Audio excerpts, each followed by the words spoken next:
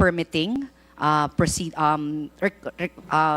procuring our permits to build, and last is regulatory approvals, because we are technically not allowed to pursue projects without ERC approval on a per project basis and on the regulatory period final determination. Siguro NGCP, my question is are you okay that 1 year-on-year review or evaluation of your 20-year program should be evaluated? I think, Mr. Chair, it would be a myopic view to consider the TDP as the primary report card or grading basis against which our performance is based, because that purely, number one, focuses on the construction aspect. But NGCP is the transmission service operator and the grid operator, and our services and what we do encompasses a lot more services than just the construction. This includes our system operations, of course, and of course, most importantly, managing the flow of electricity. So there are many ways we can manage the flow of electricity, and constructing new projects is just one of them. So there, as long as the metrics that ERC has established for us to follow, there are 14 metrics, I think, that was established in 2013. As long as those metrics are assessed, then you have a complete picture of how NGCP has really managed the transmission system, especially in ensuring that the electricity required by the different consumers are transmitted from the generators. So I'll ask you a more serious question. Have you violated any of this TDP or the grid code of the Philippines? For it's difficult to say whether there are no violations, but certainly we conduct our business with the end game of not violating anything, which is why we comply with all the orders of the ERC. We are open to all audits and inspections that are within the confines of our concession agreement and our franchise, and we have always conducted our business with the required transparency of a public utility. So, in that case, who should evaluate yung report card nyo? Mr. Chair, I think it is very clear in the EPIRA that the ERC is the sole regulator of the transmission business. Lastly, ERC, do you give or evaluate their catch-up plans? No? Let's say, for example, they're nahuli sila ng 30%, 50% of their TDPs. What does ERC do? Thank you, Mr. Chair. And yeah, ma'am, sorry, a follow-up question. Is that a violation already of its franchise? Mr. Chair, to answer the second question Yung first muna. Ay, sige. po, yung second Okay. mas madali po eh.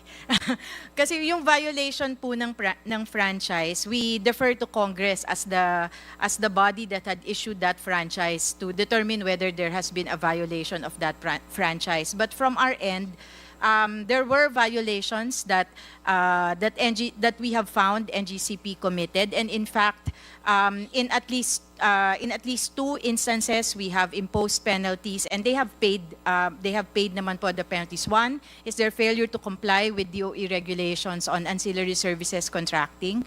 Second, the set of delays, binuo ko na lang po, the delayed projects. There were 37 projects that we investigated. And to explain po kanina, hindi na po ito pending case. Na-resolve na po namin to. We penalized them already. They were absolved of penalties for 2 of the 37.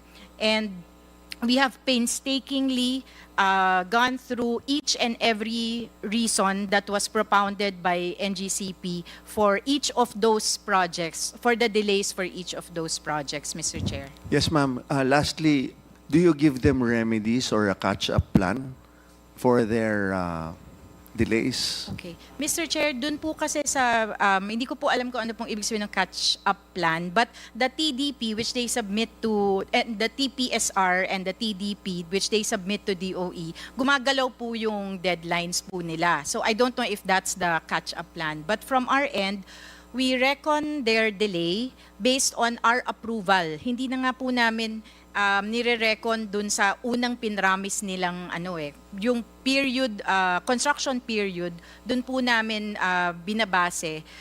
Kasi nga po, we recognize also, and this is, I think someone mentioned, not owning up to delays. We are owning up to our own delays. That's why we reckon it from the approvals of NGCP's projects. On those things, what percentage of those delays are caused by ERC? 1 more minute. Caused by the delay of The delay in yung promulgate. meron mga projects po na ganon. For example, there were, I think at least 2 that I can recall that TROs were issued by courts because the courts were saying, wala ka pang ERC approval, bakit ka nag-expropriate? So there were those. But yung percentage, Mr. Chair, we don't have it now. We can analyze. O ma'am, po. yung ano na lang, yung buong General. ilan ba ang pending sa inyong cases? From NGCP alone, No, Mr. Chair? ERC alone. Ang pending po namin ay more than 3,000 cases po. Not just NGCP, but the entire industry po yun. And it takes how many months for you to resolve a particular case? It depends. It would depend, Mr. Chair. Consumer complaints are easier to dispose of. For projects that are, for cases that are covered by EVOS, we are given only 270 days to resolve for quasi-judicial cases. For those that are under permit, 60 days lang po ang binibigay sa amin. So iba-iba pong period. Thank you, Mr. Chair. Things have been clarified on my part.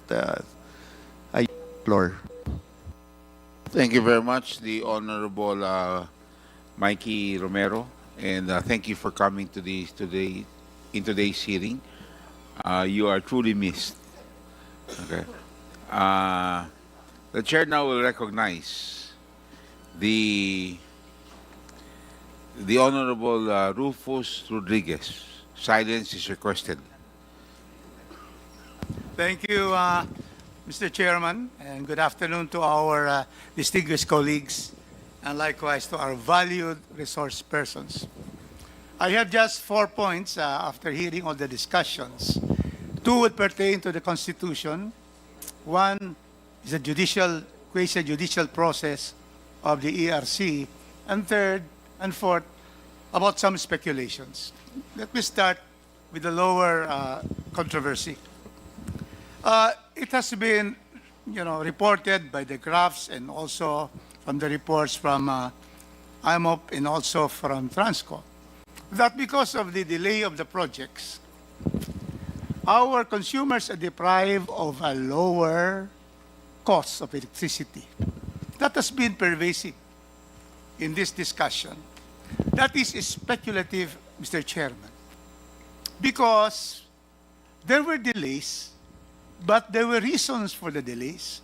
And in fact, the DOE with our colleague has stated that indeed we cannot just directly attribute all the delays to NGCP because there are, like as I've stated in the previous hearing, the Mindanao Visayas interconnection, problems of a golf course, TRO in the Supreme Court, problems of the right of way in Lanao. So therefore, it's speculative that if the projects were already implemented, then it will result to a lower consumer payment of electricity. So that's the first one. The second one is about the ERC. Have you already issued a decision promulgated on the regulatory reset of NGCP? Not yet, Mr. Chair. Not yet. And yet we have here drafts of your decision. And I saw it, there are already signatures. And you publish that? My goodness, it is my first time as a practicing lawyer for 45 years that a quasi-judicial body will be publishing a decision.